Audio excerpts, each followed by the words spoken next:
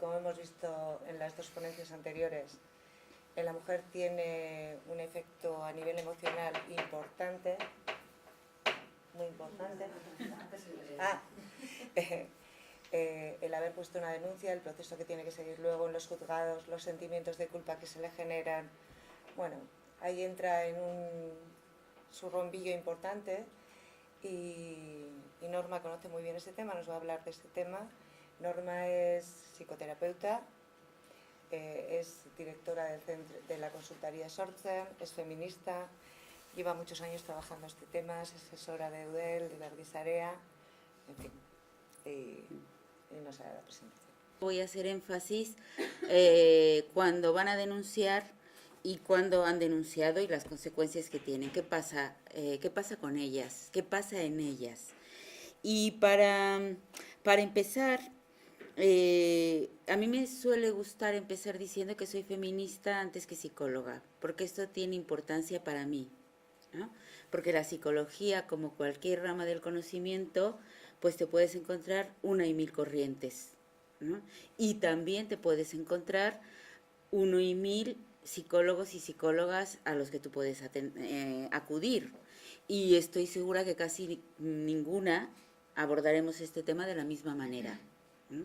Entonces, yo abordo este tema desde la psicología feminista, creo que existe, creo que es una corriente que nos ayuda a entender mejor que otras el tema de la violencia, ¿no? Pero esto es debatible, evidentemente, ¿no?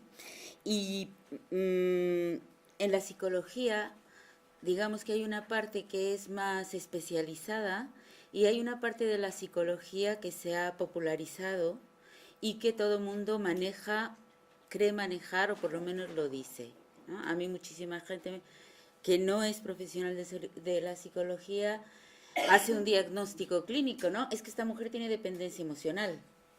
Está haciendo un diagnóstico clínico aunque no tiene ni idea de qué es la dependencia emocional. O hemos escuchado muchísimo también en la difusión que pretende sensibilizar que las mujeres maltratadas lo que tienen es un problema de baja autoestima, otro diagnóstico clínico, ¿no?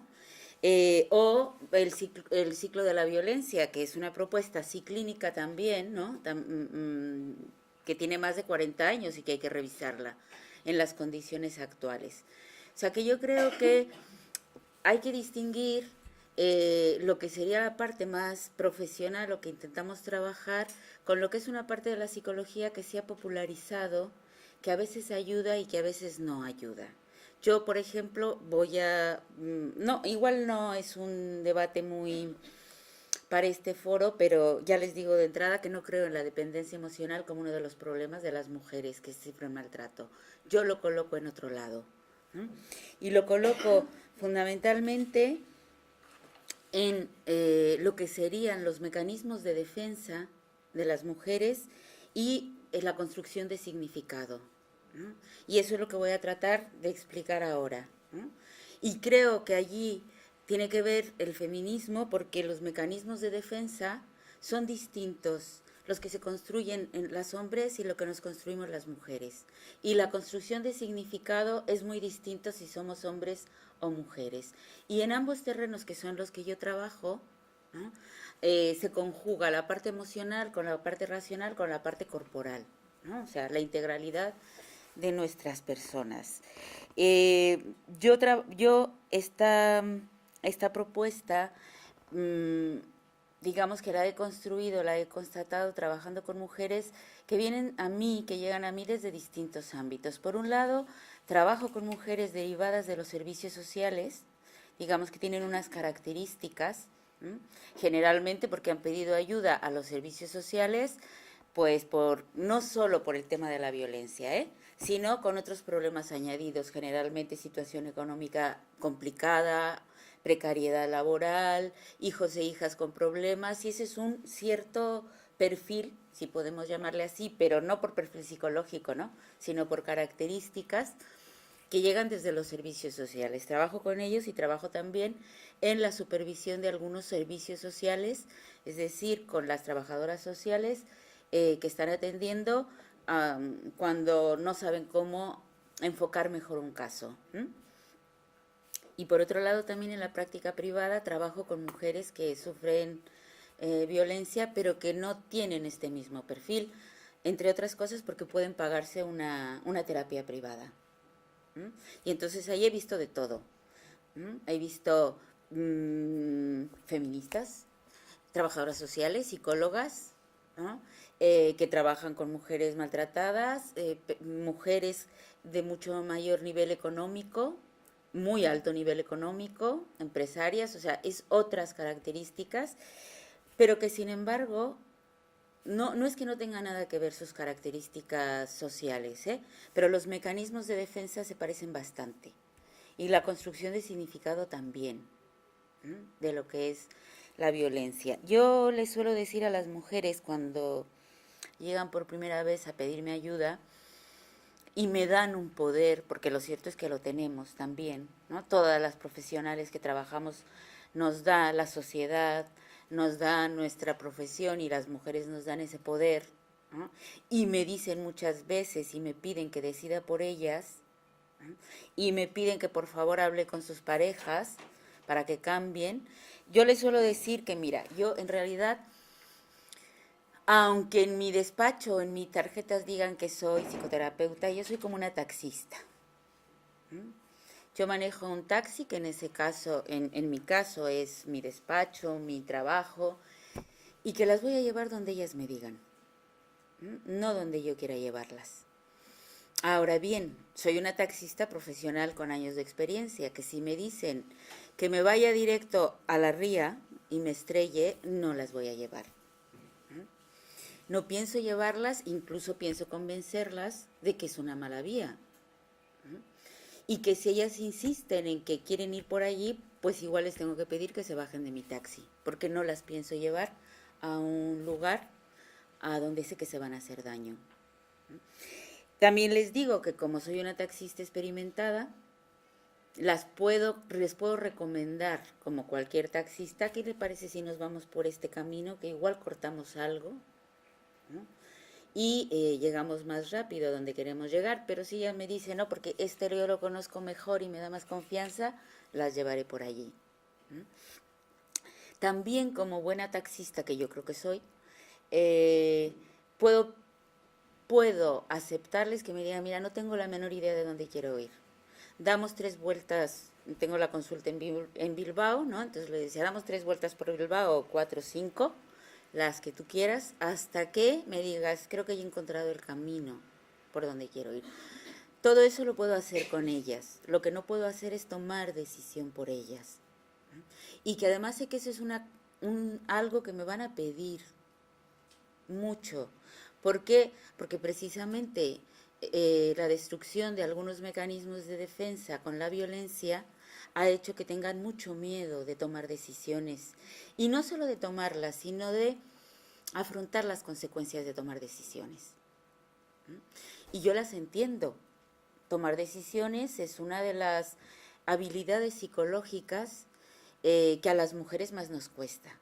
Y tomar decisiones y enfrentar que nos equivocamos en la toma de decisiones es algo que nos duele mucho, a todas las personas en general, a las mujeres en particular. Porque muchas veces esos errores nos llevan, pues igual no tirarnos a la ría, pero a estar en el bordillo, ¿no? De un callejón sin salida. Entonces, que yo entiendo que ellas quieran que yo tome decisiones por ellas, ¿no? Que en todo caso yo voy a sugerir, voy a ver, pero de todas las propuestas que yo les haga, las quiero discutir en las consecuencias. Y sobre todo quiero ayudarlas a que afronten que toda decisión trae consecuencias. Y que no sabemos en el momento que la tomamos cuáles van a ser y que hay que vivir con esa incertidumbre un buen rato, ¿no? Porque es muy fácil después de 2 años decir esa decisión que tomé fue correcta o fue equivocada.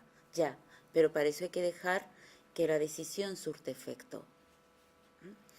Y eso a muchas mujeres, tal y como somos construidas en nuestra socialización de género, no nos atrevemos a decir me equivoqué, lo hice mal, pero eso no tiene por qué marcarme la vida. Aprendo y transformo eso. Una vez una paciente me dijo una frase que le dije, ¿me permites usarla? Me la regaló, por eso se las comparto. Me dijo, vengo aquí a que me enseñes a enfadarme sin despeinarme. Le dije, imposible. No, has venido al lugar equivocado. Bueno. Te traigo otro. Has venido al lugar equivocado, ¿no? Si nos enfadamos regularmente nos despeinamos, ¿no? Porque es una metáfora, ¿no? Pero vamos a poder perder el control, vamos a salirnos de lo que conocemos y nos inquieta mucho enfadarnos. Entonces yo te puedo ayudar a que aprendas a enfadarte, pero para cuando te enfades y llegues a la asertividad, pues igual pasan unos cuantos años. Y mientras te vas a despeinar, ¿no? Y mientras vas a hacer cosas que no te gustas y que no te gustan. Pero bueno, ese es el proceso de empoderamiento, lo traduciría yo así, ¿no? O sea, cómo aprender a enfadarnos tolerando nuestros despeines, ¿no? Tolerando todos los procesos que no va a ser fácil si asumimos que lo que hemos aprendido desde la infancia son mecanismos de defensa inadecuados, las mujeres, la mayoría de ellos, ¿no? Muy inadecuados para enfrentar la vida, y hemos construido un significado de las relaciones de pareja, de la familia, del amor, de la maternidad y de todo lo que hace a la feminidad, pues que es bastante opresivo. Entonces hay que reconstruir significados, no solo intelectuales, que esos son relativamente más fáciles, sino emocionales. Y en eso vamos a trabajar. Y desde esto que yo expongo, cómo es que trabajo yo, voy a analizar algunos casos que son reales, guardando la confidencialidad, porque ni se llaman así las mujeres, ni las características de su vida me las he inventado, pero los procesos son reales, son muy reales. Y desde allí, cómo se enfrentaron ellas a la violencia, a la violencia y a la denuncia, y qué impacto emocional, psicológico tuvo esa denuncia. También intentando responder un poco a la última pregunta que ha hecho Gloria, ¿no? O sea, ¿cuándo? O sea, que estamos cuestionando tanto, yo intentaré planteárselos con algunos casos concretos. No soy abogada, pero es verdad que trabajando tanto tiempo, algunas cosas se me han pegado, ¿no? Y he tenido que aprender para también ayudarles a las mujeres a tomar la decisión. Luego, cuando ya están más maduras, ahí sí ya les digo, esto ya necesitas una abogada, porque yo no tengo ni idea, ¿no?, de cómo va a transcurrir esto en lo concreto.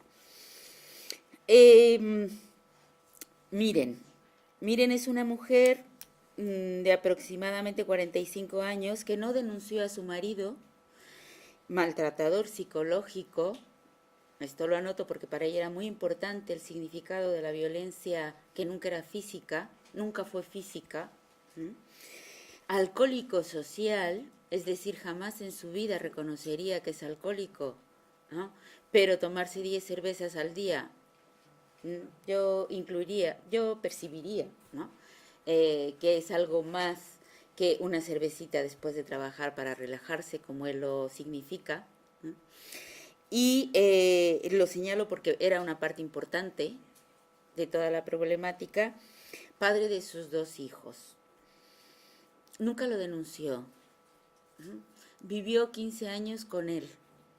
En estos 15 años ella fue reduciendo su independencia de una mujer trabajadora, con muchos proyectos de llevar adelante, fue quedándose aislada y fue perdiendo todas las habilidades que había adquirido para salir adelante en la vida. Y ella, cuando resignificaba toda esta renuncia voluntaria, entre muchas comillas, decía, es que cuando él decía a los amigos, yo soy un hombre de los de verdad, y no me puedo permitir que mi mujer no trabaje, yo me sentía muy orgullosa, yo me sentía muy protegida. Primer mecanismo de defensa. Todas las personas necesitamos sentirnos protegidas, sentir que nuestro entorno es predecible, sentir que podemos manejarlo. Y este mecanismo de defensa del yo, de nuestra integridad personal, en las mujeres ya es deficitario, ¿eh?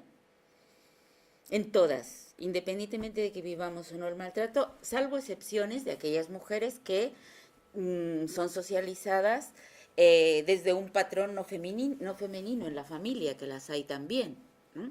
Y que la familia, el entorno, la familia no solo la nuclear, sino la ampliada, les impulsó, les dijo que podían ellas defenderse por sí mismas. En general las mujeres no somos socializadas así, ¿no?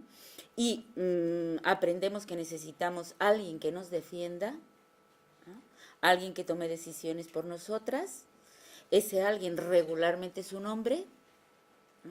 Y en las mujeres que han enfrentado situaciones de violencia, este déficit en este mecanismo de defensa es mayor, ¿no? Y claro, ella entendía desde allí por qué se sentía tan orgullosa, porque decía, de alguna manera yo he cumplido la misión del ser mujer. Claro, este hombre que la protegía entre comillas tanto que empezó a dejar de tomar decisiones importantes. Durante 15 años tuvo tiempo para al final prácticamente no tomar ninguna decisión. De un marido que, porque lo que ella le va creciendo su déficit, al otro le va engordando sus capacidades de control, ¿no? De tal manera que el marido prácticamente controlaba absolutamente toda su vida. Ella no quiso denunciarlo, a pesar de que reconocía el machaque y a pesar de que cuando ella empezó en el trabajo de atención psicológica, las huellas del deterioro psicológico eran más que evidentes, ¿no? Y las huellas del alcoholismo de su pareja también eran evidentes en ellas y en sus hijos. Sin embargo, no quería, decía ella, exponer a sus hijos e hijas a una denuncia y a un proceso judicial. Quería arreglarlo por las buenas. Y arreglarlo por las buenas, yo me he encontrado a muchas mujeres que es lo que quieren, arreglarlo por las buenas. Lo que pasa es que es lo que quieren ellas, no necesariamente lo que quieren ellos. Y un mecanismo en general y un significado de la feminidad que nos hace daño a las mujeres es creer que con que yo lo quiera, sucede. Eso hay que aprender que no es así. Una cosa es lo que yo quiero y otra es lo que sucede. Entonces, muchas veces, porque también es parte de nuestra socialización femenina, te dicen, bueno, es que si tú quieres, tú puedes. Pues no, fíjense que no. Me cargo todos los libros de autoayuda, ¿no? Pero hay que cargárselos. Que yo quiera es una cosa y que suceda es otra. Y en esa relación hay un otro que tiene deseo también. Entonces yo quiero separarme, él no. Yo voy caminando e ignoro que él no quiere separarse. Pues me voy a topar una y otra vez con lo que él va a hacer que no quiere separarse, ¿no? Entonces, pero no, yo voy a lo mío. Porque me han dicho también que si cuando las mujeres nos empeñamos, cuando hacemos, cuando tal, y si verdaderamente quieres, sales, que eso también ha sido uno de los mensajes de la sensibilización, entre muchas comillas, ¿no? Si tú quieres, sales de la violencia. No, a veces no, porque el otro no quiere que salgas y te va a poner una y mil problemas para que no salgas y para que sigas allí. Entonces, como yo intento ayudar a las mujeres a que se den cuenta que no basta con que ellas quieran.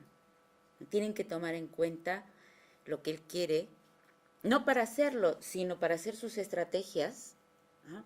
Y para empezar a ampliar su mundo. ¿Qué pasa con Miren? Que después de 4 años de separación, sin una denuncia, porque no quiso, porque lo valoró y no quiso, se respeta, ¿no?, esa decisión. Bueno, de hecho, cuando llegó a trabajar en el grupo con el que yo trabajo, ya había tomado esa decisión y ya estaba separada, ¿no? Ahora se arrepiente de no haber denunciado. ¿Por qué se arrepiente de no haber denunciado ahora en este momento? Porque ahora él le pide la custodia compartida, ¿no?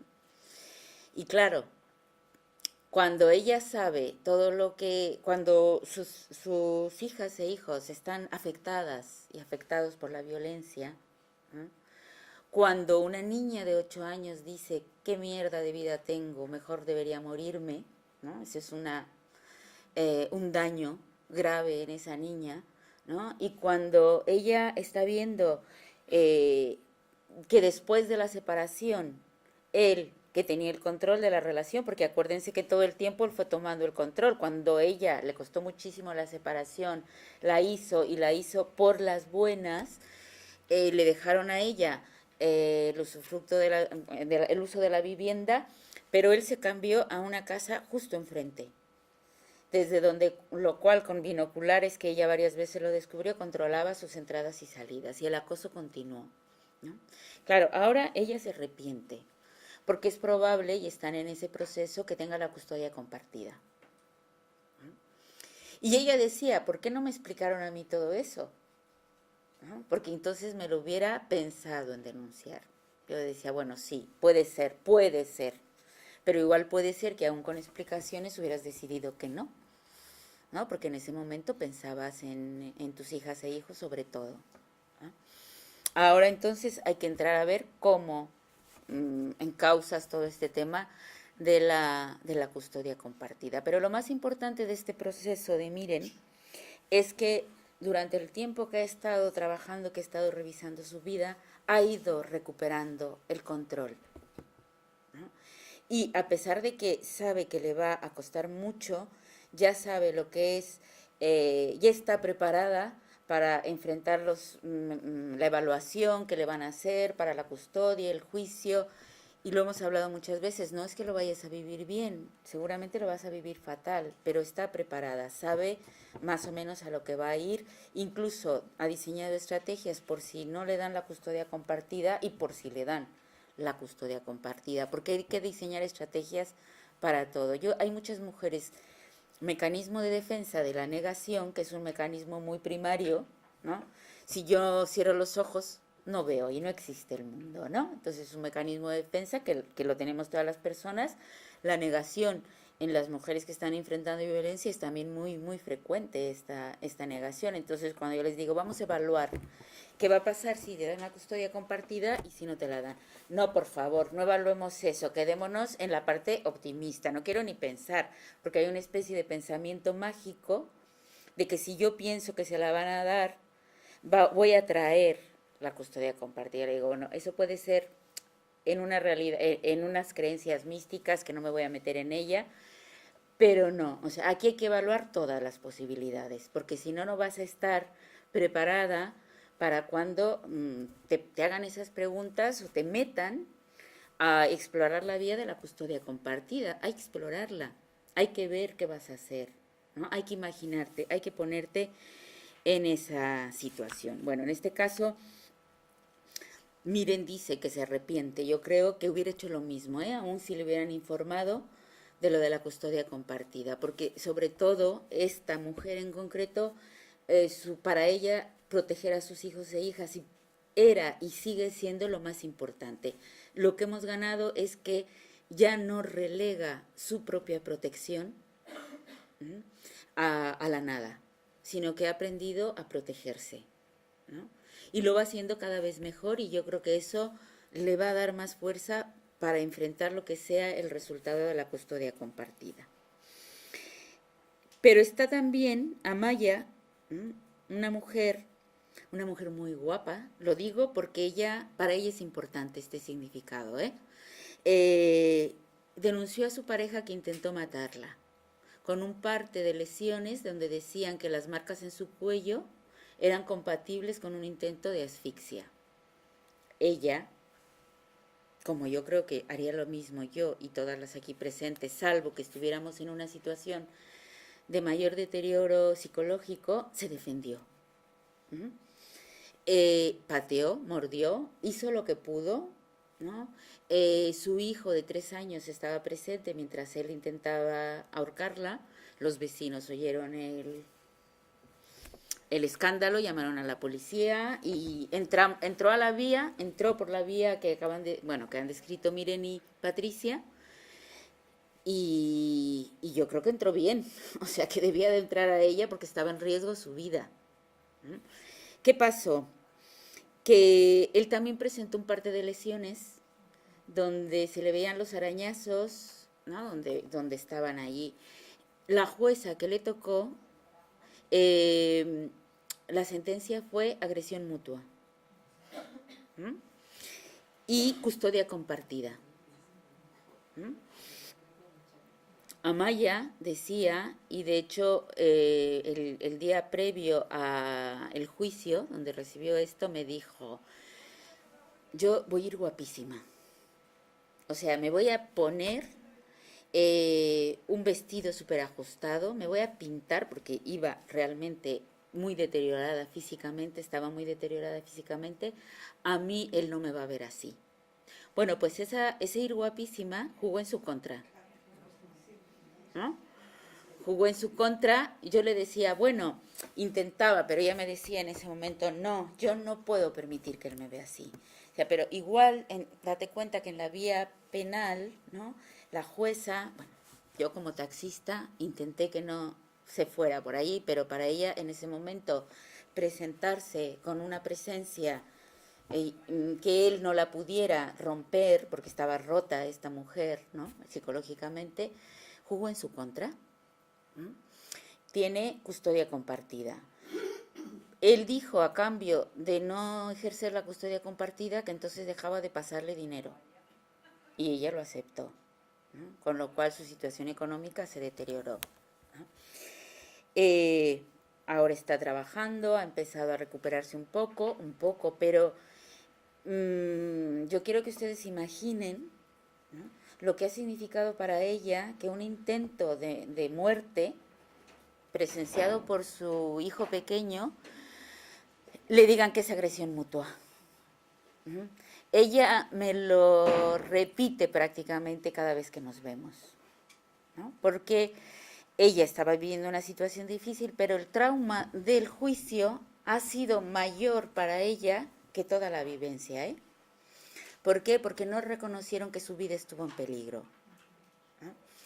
Y eso nos ha llevado, claro, como taxista que yo soy, si de repente se nos presenta un obstáculo, tienes que ir a sortear ese obstáculo y trabajar esa otra parte. Entonces yo he tenido que trabajar mucho con ella el trauma de no me creyeron. Por ir guapa, no me creyeron.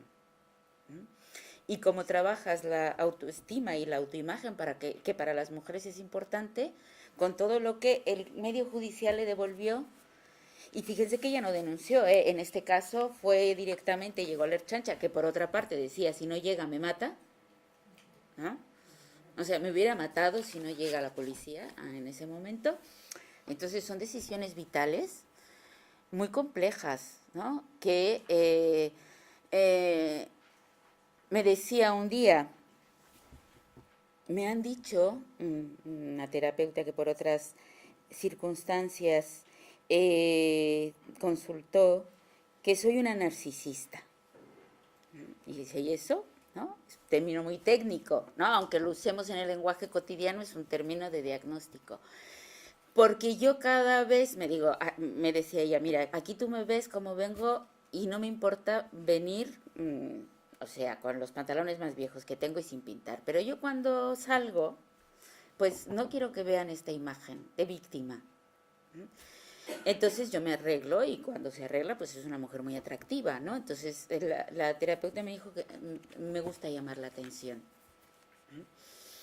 Bueno, de nuevo hay que trabajar ese significado de lo que es la autoimagen. Y yo creo que este es un tema muy importante a trabajar, la autoimagen, ¿no? Pero cuando la trabajamos desde la psicología, resulta que tiene otro significado en lo penal. ¿Cómo arreglamos eso? Yo voy a seguir trabajando la autoimagen, evidentemente, pero alguien tiene que trabajar con el sistema penal que no castigue a una mujer porque no da el perfil de víctima. Que es lo que le han dicho a ella y a varias más de las mujeres con las que trabajo.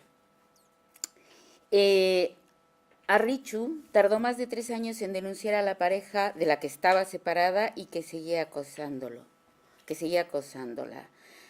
Tardamos 3 años en que ella pudiera elaborar una denuncia. 3 años. 3 horas es poco, Patricia. 3 años tardamos en elaborar la denuncia. Se arrepiente ahora de no haberlo hecho antes, ¿no? Pero yo siempre le digo, es que antes no podías, ¿no? Antes no podías romper con eso, entonces has podido porque has empezado a reconocer que eso es violencia. Has construido el significado de lo que antes te parecía que era normal, incluso que era una muestra de cariño, incluso una deformación cognitiva, porque este hombre que a ella la había acosado de manera brutal porque llegó, yo le dije, que esos son trucos que he aprendido con las abogadas, o que me dicen, además, le dije, no, cómprate otro móvil y no le des a él el móvil, pero no se te ocurra tirar ni desechar ese móvil con el que él te ha estado llamando, ¿no? Porque tenía, no sé si más de 500 mensajes, de zorra puta, lo menos. ¿Mm? Que cuando los llevó a la Erchancha le dijeron a la Erchancha, o sea, esto es, o sea, con esto tenemos las pruebas necesarias para la denuncia. Le fue bien en la denuncia, la hizo preparada, le tocó una buena abogada, la Erchancha la acompañó magníficamente y ella estaba nerviosa pero decidida a eso. Y en este caso la denuncia le funcionó bastante bien, con una orden de alejamiento que ella le permitió dormir, sin estar con el agobio, por primera vez en muchos años. Pero ¿qué pasaba? Que también había que frenar mucho al entorno que le decía denuncia, denuncia, denuncia. Yo le decía denuncia cuando estés preparada. Porque si no estás preparada, esto te va a ir muy mal, ¿no? Vas a salir con una, porque yo sabía, porque yo trabajaba con ella y sabía que no iba a tolerar psicológicamente que le dijeran que no. No lo iba a tolerar porque constantemente él le decía que estaba loca. Y ella se lo creía. Y les decía que esta pareja que ella tenía, acosadora, tenía un juicio y de hecho había cumplido cárcel con la pareja anterior, decía ella, pero no fue mucho, solo le acuchilló. Ese era el significado que ella le daba a la pareja anterior, ¿no? Pero, ¿qué pasa? Que ahí hay otro mecanismo de defensa que tenemos muy deteriorado y un significado de la mayoría de las mujeres y las que son víctimas de maltrato también, y es la idea perversa de que él es así con otras, conmigo será distinto, porque yo lo voy a querer mucho, ¿no? Y porque en realidad él es un hombre que ha sufrido muchísimo. Yo lo podía afirmar, o sea, no lo dudo, ¿no? Que había sufrido muchísimo él, pero le decía, pero si ha sufrido tanto, pues que se busque el remedio, porque el amor no cura el sufrimiento, o no, por lo menos no ese amor, que implica que tú te descuides. ¿No? Pero como esto nos funciona, ¿no? De que yo lo voy a querer muchísimo y con esta chorros de amor, ¿no? Él no me va a hacer, entonces la violencia que él ejercía no era violencia, ¿no? Era que, pobrecito, cómo ha sufrido, ¿no? Cambiar ese significado, en esta mujer en concreto llevó 3 años. En mi experiencia puede llevar 2, 1, depende, o puede llevar 7, que es mi experiencia personal en que más me ha llevado. De cambiar el significado, ¿no? De negar las evidencias cuando te agreden y transformar el significado, porque hay muchos también elementos, no solo lo del fracaso, sino que 2 elementos fundamentales es que cuando nos pasa algo que no estaba en nuestro ideal de vida, lo primero que hacemos es negar, decir yo no, o sea, no, yo no, a mí no me puede pasar eso. No solo porque yo soy lista, tengo una carrera, todo, sino porque yo tengo las suficientes herramientas para darme cuenta, porque yo soy una mujer lista. Sí, todas somos muy listas, pero no estamos hablando aquí de la cabeza. Estamos hablando de la percepción subjetiva emocional. Y ahí no somos tan listas, ¿eh? ¿Por qué? Porque nuestra socialización va más dirigida a entender a otros y a otras que a entendernos a nosotras mismas. Te lo digo, tú eres listísima, tienes un doctorado, o sea, yo es que me lo creo, de verdad, ¿no? Pero en lo emocional tenemos mucho analfabetismo, ¿no? Entonces hay que empezar de cero, a veces, ¿no? Con palitos, para poder adquirir la habilidad de defenderme de la agresión del otro, ¿no? Y defenderme de manera adecuada. Entonces, las mujeres muchas veces piensan que es una cuestión de inteligencia y es una cuestión emocional que se construye con otras claves, ¿no? Pero bueno, en este caso ella lo logró y este es un caso, digamos que con cierto final feliz, porque yo no creo en los cuentos, o sea, creo que cuando acabe la orden de alejamiento él puede volver a acosar y estar, ¿no? Pero en este caso la denuncia fue todo un proceso que, que le vino bien, ¿no? Que le vino muy bien y que cortó y que le permitió empezar con otra significación de lo que era su vida. Un par de casos más antes de terminar, porque Isabel se decidió a denunciar a su marido después de 30 años de violencia. Se trata de una mujer mayor que cuando quiso denunciar por allí de hace 30 años o sí, 25, ¿no? O sea, ya al poco tiempo le dijeron en la Guardia Civil, señora, o sea, usted vuelve con su marido, por favor. ¿Qué tonterías anda diciendo, no? Y después denunció. Ella estaba convencidísima, ¿eh? ¿Qué pasa? Que Isabel, como las mujeres de su edad, no tenía una independencia económica.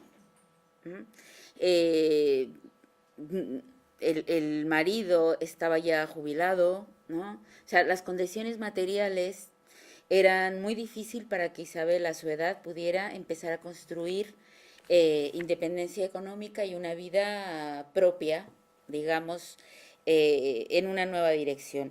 Al principio, cuando ella se quedó en la casa, los hijos e hijas que ya eran adultas y que estaban emancipados tuvieron al padre un tiempo. Y luego le dijeron, ama, o sea, tu tarea. Y empezó la presión familiar, ¿no? Y algún hijo le dijo literalmente, ama, si ya les quedan 2 telediarios, ¿no? O sea, ¿por qué te vas a separar ahora de él? Isabel volvió a recibir a su marido en su casa, ¿no? Aparte, él no manejó tanto la enfermedad, que también estaba allí, y quién sabe qué tipo era, yo no lo veía a él, yo la veía a ella, ¿no? Pero en este caso, ella decía, ¿y la denuncia para qué me sirvió? Porque esa es otra parte, no solo garantizar la fortaleza psicológica, sino, ¿y qué pasa con él? ¿Y qué pasa con él? No en el sentido que dicen ellas, sino qué pasa con él de si se va a poder ir, va a tener, o va a empezar a, que es lo que hacen muchos, a decirle, no lo vuelvo a hacer, no lo vuelvo a hacer, de verdad. Y ellas le quieren creer, no han vuelto a casa de los padres y tienen todavía, o de los hijos, están en unas condiciones materiales difícil, y eso a ella le llega. Entonces, no solo hay que pensar en cómo ella resiste el proceso de la vía judicial, sino qué va a pasar con él y cómo va a resistir las presiones sociales, que son otras muy importantes, ¿no? Que le van a hacer más difícil sostener la decisión. Igual pasa el juicio. En este caso la violencia era muy evidente, o sea, era violencia física, era violencia psicológica, había maltrato sexual, o sea, fácilmente se pudo llevar todo el juicio penal. Lo que pasa es que este hombre, ¿dónde iba a ir? ¿Mm? Y acabó viviendo con Isabel. Para ella la experiencia de la denuncia, decía, fue un fracaso. Ella lo vivía así, ¿no?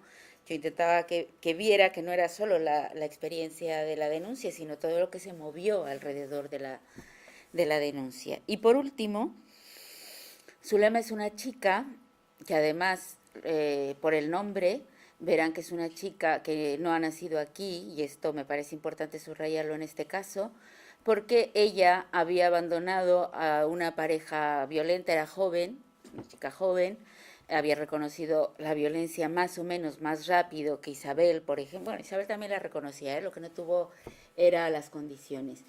Y tenía una nueva pareja. En una circunstancia que es muy larga de explicar y que no vale la pena, está con esta pareja en un lugar aislado en un día de fiesta y se le va el autobús.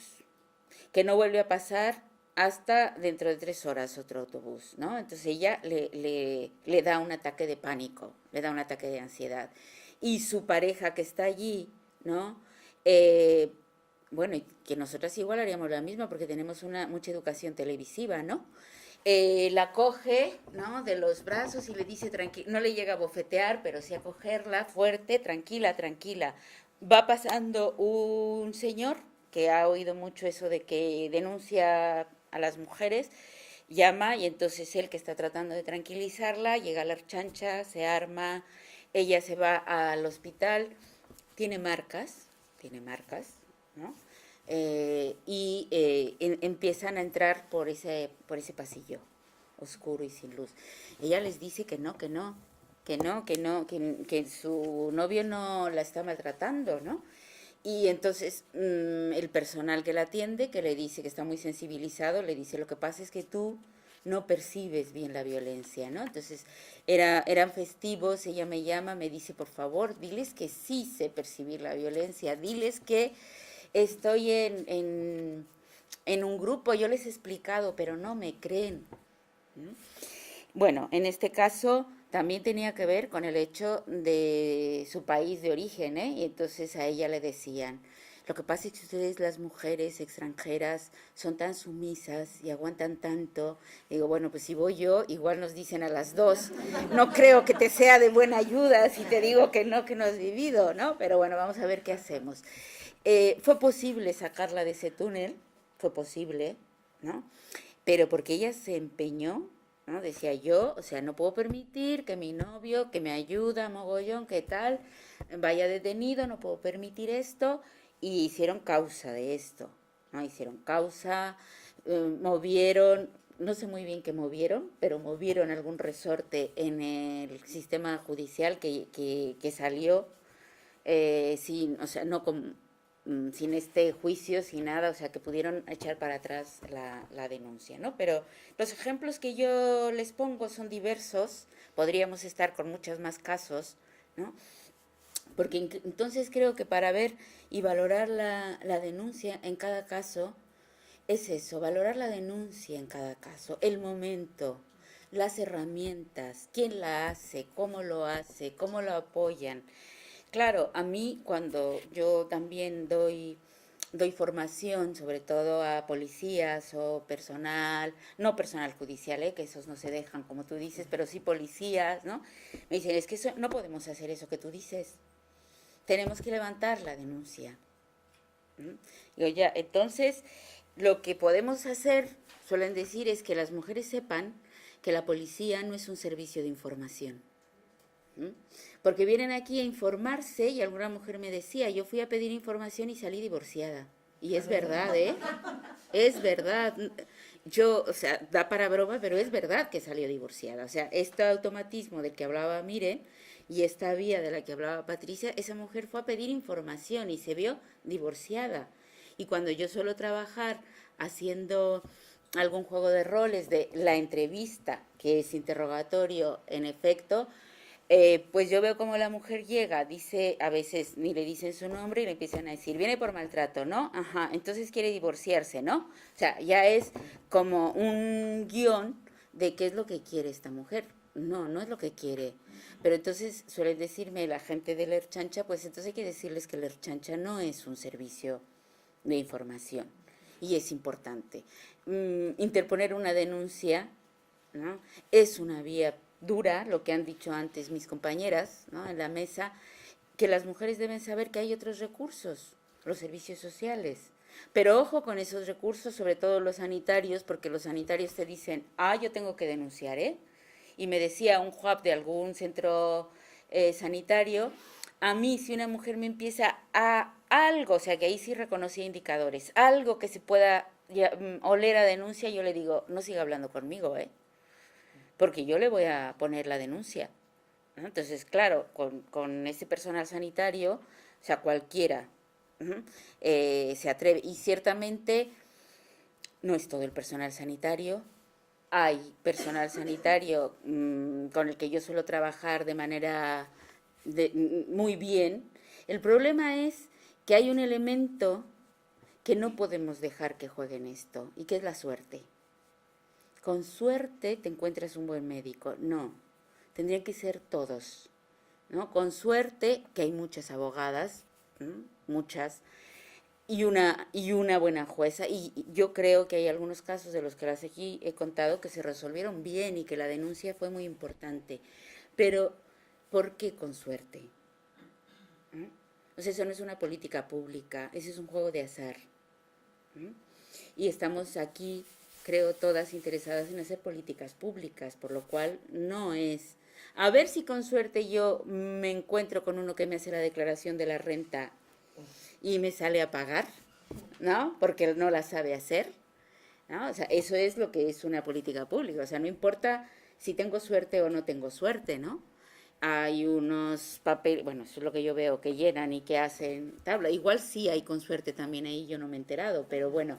El tema es que yo creo que la política pública no puede dejar al azar personal, ¿no? Ni a que te toque una buena, una mala, una regular, sino que debemos garantizar los mecanismos, como ya antes lo señalaba la compañera, la formación, la actualización, ¿no? Constante, para que entonces la política sea una política pública coherente y no un juego de azar. Muchas gracias.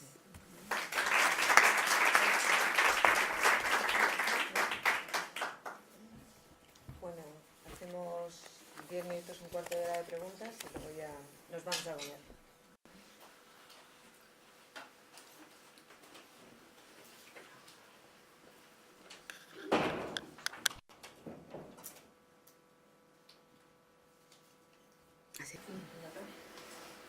No, me refería a la necesidad de este intercambio como el que estamos haciendo aquí, ponerse de acuerdo, servicios sociales, sanitarios, jurídicos, ¿no? Porque a veces cada uno nos encerramos en nuestra parcela.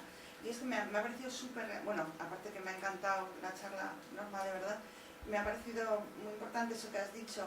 Claro, la policía dice, no somos un servicio de información, que lo sepan, no sé quién se lo va a explicar, porque ellos son la primera puerta, pero bueno, a ver, y nosotros tenemos que hacer el atestado y denunciar, y el médico dice, no, no me cuente, porque si no yo tengo obligación de denunciar, vale, pues ahí faltan un asesoramiento jurídico al policía y al médico para decirle, perdone, si alguien le pide información, solo cuando alguien dice, quiero denunciar, usted saca el papel del atestado y empieza, y lo demás se está sobrepasando en sus funciones y vulnerando y el médico no es verdad, o sea, claro que se dice y nos enseñan en la deontología que un funcionario tiene obligación, claro, pero lo que no dicen es cuál es la consecuencia de que no denuncie, si no lo dicen porque da vergüenza. La multa que se pone ni la han pasado a euros porque no llega a €1 cuando alguien no denuncia. Entonces, el problema, la única, sería una responsabilidad penal si tú con tu denuncia dejas de evitar un delito que se va a cometer y no es el caso, porque lo que te cuentan es un delito ya cometido y tu función ya, entonces eso no tienes una responsabilidad, entonces ese personal sanitario tiene que saber no solo que no le va a pasar nada si no denuncia, sino que lo que tiene es obligación de que esa mujer encuentre un espacio. Claro, si aquí hubiese personal sanitario nos dirían, pero ¿cómo se me dan 5 minutos en la seguridad social para atender a una persona de los cuales gasto 3 en meter los datos al ordenador? ¿Cómo voy a darle espacio y tiempo para que me cuente y se, ¿no? Quiero decir, tendríamos que hacer como intercambios, porque cada uno, cada profesional, lo que queremos es que la pelota no esté en nuestro tejado. Que si algo pasa, yo ya, la había pasado. O sea, ya, y pasarla muy rápido. Y eso es, para mí... Yo les suelo decir que si pasan la pelota muy rápido al terreno psicológico, que es lo que todo el mundo piensa, no voy a poder ayudar bien, ¿no? Porque para hacer un proceso psicológico de transformación, la mujer también tiene que saber a qué va un proceso psicológico, ¿no? Entonces, como inmediatamente todo el mundo, el problema de violencia tiene que ver con baja autoestima, el ciclo y tal, a la psicóloga. Llega a la policía, a la siguiente a la psicóloga, le digo, vamos a ver, yo le puedo dar información, yo sí puedo ser un servicio de información, yo le puedo decir que espera, pero no me pidas que igual esta mujer, retomando lo que decía Lili, que de reconocer a pedir ayuda también hay otro salto importante, ¿eh? O sea, yo puedo reconocer, pero pedir ayuda, con lo mal que estamos vistas las psicólogas, porque yo no estoy loca, ¿no? Entonces, si tuviésemos mayor reconocimiento, no, porque qué vergüenza, ¿no? A mí, o sea, yo sé que las mujeres, algunas van con mucha vergüenza al despacho porque ¿qué van a pensar si vengo aquí, ¿no? Que estoy loca. Entonces, con todo eso, la derivación debe ser adecuada también al servicio de atención psicológica y ver qué quiere. ¿Mm? Igual solo quiere estar un proceso, ¿no? Yo les suelo decir a las mujeres, vamos a estar 4 sesiones y luego ya veremos, ¿no? Porque en estas yo me hago una idea, tú te haces una idea y luego ya veremos. Y para algunas basta con esas sesiones porque les ha ayudado en lo que quieren y luego ya verán si en su proceso, un proceso más profundo, más también que confronte más, lo quieren o no en ese momento en su vida. Entonces hay que hacer una evaluación, porque a lo mejor no requieren un tratamiento psicológico, pero sí requieren saber qué le va a pasar al marido y cómo se las va a arreglar, y con eso podrían hacerlo, ¿no? O sea que tampoco todo, y en esto voy a ser poco gremial, tampoco todo lo resolvemos los psicólogos, ¿eh? Porque a veces algunas derivaciones queman un recurso, porque no es el momento de las mujeres de una terapia larga, ¿no? Entonces tú estás haciendo una proyección de tantas sesiones, vamos a valorar primero si ella quiere, no quiere, ¿no? Tienes todo el derecho, yo le suelo decir, a bajarte de mi taxi cuando quieras, ¿no? Y no pasa nada, que si luego quieres volver a subirte, aquí está la parada y ya sabes, ¿no? Y realmente, algunas veces también hay que decirlo, mira, cuando salgas de esta sesión, igual estás mal, porque eso les pasa, vas a vomitar, vas a tener pesadillas y hay que avisárselos. Y yo siempre autorizo entre la primera y la segunda sesión, llámame cuando quieras, ¿no? Te voy a responder, porque remover todo esto en un contexto psicológico, luego ya de la segunda, tercera ya veremos, ¿no? Pero por lo menos cuando empiezas a entrar en ese camino, que no es un túnel oscuro, pero es un túnel, ¿no? Que es interno, de removerte, hay que tener todo mucho cuidado, ¿no? Y yo suelo decir que tampoco es un problema exclusivamente psicológico, ¿eh? Es un problema social, ¿no? En donde está también, a veces, y yo lo suelo, cuando trabajo con los servicios sociales, esto es muy importante, espera cuando me la derivas, espera, ¿no? O sea, primero resuelve una serie de cosas que igual necesita, que nosotras no hacemos magia, trabajamos y mucho, ¿no? Y la mujer tiene que estar preparada para querer seguir ese camino, ¿no?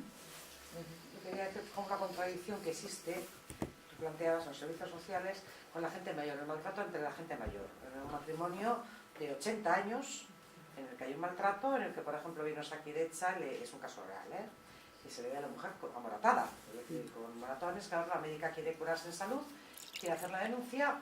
En los servicios sociales, en algunos casos, no podemos entrar a determinados recursos si no hay una denuncia. ¿Qué sentido tiene la denuncia? Es decir, ¿qué sentido tiene cuando hay la resolución? Tiene que ser social. Es decir, o el señor o la señora tienen que estar en una residencia. Eso es así, o sea, porque no podemos, porque con la denuncia no vamos a conseguir nada. Entonces, que muchas veces, cuando hablamos de por qué la denuncia, hay en ese caso concreto, y hay muchísima gente mayor, pero muchísima más de la que pensamos, que hay un maltrato de género y que nunca se va a solucionar con la denuncia. Y lo que tú planteabas también, que yo creo que es un planteamiento que hay que reflexionar, en lo que decíamos antes, la denuncia como la única vía de la entrada en los servicios sociales. Es decir, las ayudas de RGI, las ayudas del gobierno vasco, casi todas dependen de la denuncia. Es decir, hay que reflexionar sobre eso también. Y, por ejemplo, no tener una sentencia condenatoria, una sentencia de determinada forma, te impide la ayuda del gobierno vasco. Eso significa que tenemos que recargar los servicios judiciales. Deberíamos de reflexionar un poco más de conexión, que es lo que decía Miren, porque muchas veces les obligamos o les hacemos, tú decías del divorcio, de mucha gente cree que por denunciarse, pero luego no se quiere divorciar. Es decir, ahí viene también el alejamiento y el divorcio. Van a la denuncia porque les estamos encaminando y no están preparadas, y es un fracaso absoluto. O sea, a mí eso sí es muy importante la reflexión. Pasa que no lo podemos. Dos cositas rápido para terminar, porque a mí una mujer me decía, o sea, que si yo quiero matar a Manolete, tú me denuncias, ¿no? Decía que estaba probando la confidencialidad, ¿no? Le digo, bueno, yo tendría que valorar qué tan real es que tú puedas matar a Manolete, ¿no? porque igual no lo puedes matar, y otra cosa es que trabajemos la fantasía de por qué quieres matar a Manolete, y otra la cuestión real. Lo cierto es que si tú me dices eso y yo valoro que realmente puedes hacer eso, pues igual sí tendría que romper el secreto profesional, pero no porque tú me digas lo mato, como yo puedo decir muchas veces y todas una expresión, voy a ir corriendo a poner una denuncia, ¿no? Tiene que ser muy fuerte la confianza que tengas en que yo voy a guardar la confidencialidad de que tú estás trabajando conmigo, ¿no? Y una experiencia muy bonita que yo hice en un pueblo de Navarra que me invitaron fue con las asistentes domiciliarias, ¿no? Porque ellas, claro, ellas estaban allí, van a casa de los señores mayores y me decían, ¿qué hago? ¿Denuncio? Yo, porque me están diciendo que yo, asistente domiciliaria, si veo algo, tengo que denunciar. Y las pobres decían, ¿cómo voy a denunciar? O sea, me está contando intimidades la mujer. Y bueno, ahí estuvimos junto con los servicios sociales y sanitarios viendo el papel tan importante que puede tener las auxiliares domiciliarias en el caso de las personas mayores, ¿no? Y al final pudieron hacer algún arreglo que a las auxiliares las descansó muchísimo. Se vieron como agentes que podían detectar y que podían hacer una intervención, y desde los sociosanitario se generó una red que disminuyera la presión que ellas sentían, ¿no? Porque cuando a mí me dijeron es que las auxiliares domiciliarias, que era un pueblo que tenía un potente servicio, porque era un pueblo muy envejecido, ¿no? Y tenía muchas auxiliares domiciliarias, y me decía la técnica de igualdad, me está llegando mucha la presión de cómo denuncian las auxiliares domiciliarias. Y bueno, pues vamos a hacer un trabajo en que se pueda hacer este diálogo, y qué importante es que puedan acompañar, porque las mujeres muchas veces en ellas es en la que depositan la confianza, ni siquiera en el personal sanitario social. Eso decían las trabajadoras sociales, nosotras sabemos porque ellas nos dicen muchas veces, pero no porque lleguen a mí.